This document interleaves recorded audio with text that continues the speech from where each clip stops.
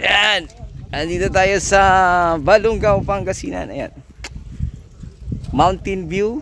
Ayan. So 1.3 hectares yung tinitingnan natin dito sa bayan ng Balungaw, Pangasinan. So mayroong frontage na nasa 60 meters frontage more or less.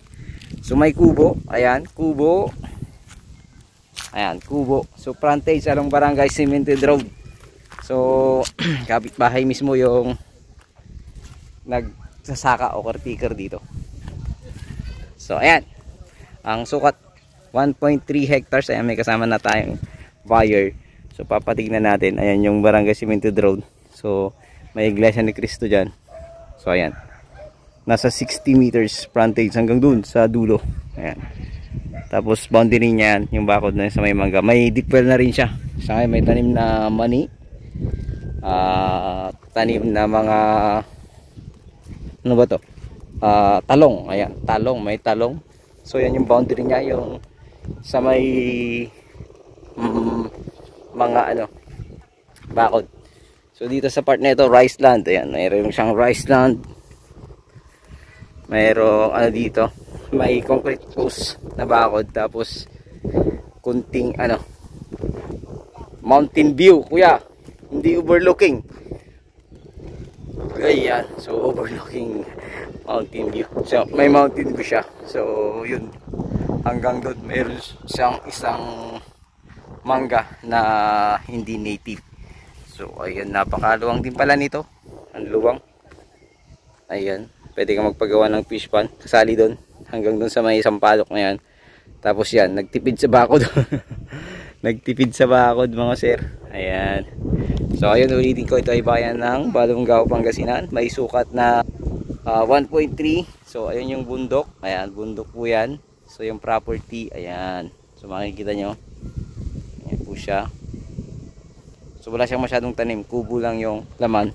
Tapos may tanim, bagong tanim na mga mangga.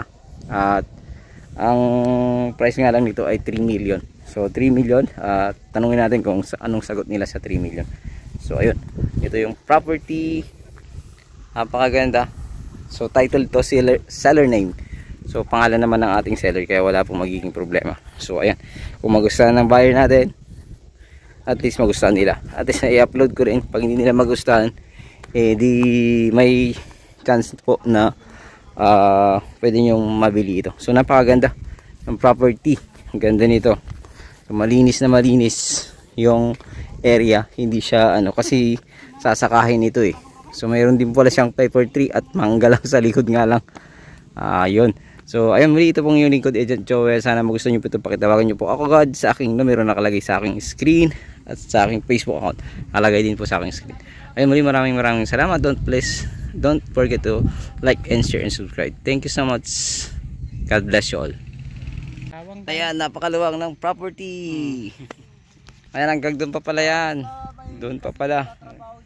Sa may concrete post. Ayan, maluwang pala itong property pag ganun siya. So pakalawang. Mabuhay pa di vlog. I-vlog na mo ta. Bueno, ayan. So gustong mag-vlog gusto nang ma-vlog ni Kuya. Ayan oh. Salvador Canaveral. Salvador Canaveral. Hanapin niyo lamang sa Facebook. Ay. Ano na pala to. Malambot dito. So ayun. Ang ganda. Ang ganda nitong property na ito. Ngayon, ito po yung pinaka-frontage ng property along Barangay Cemented Road. So meron po siyang kubo. Andito na rin po mga kuryente at pagkukuha ng kuryente at internet. So yung deep well, tulad ng sabi ko na may deep well din po ito. Nasa may ayan, sa gilid ng mangga. Pero hindi po sa kanila yung mangga. So ayun, maraming salamat. God bless you all po.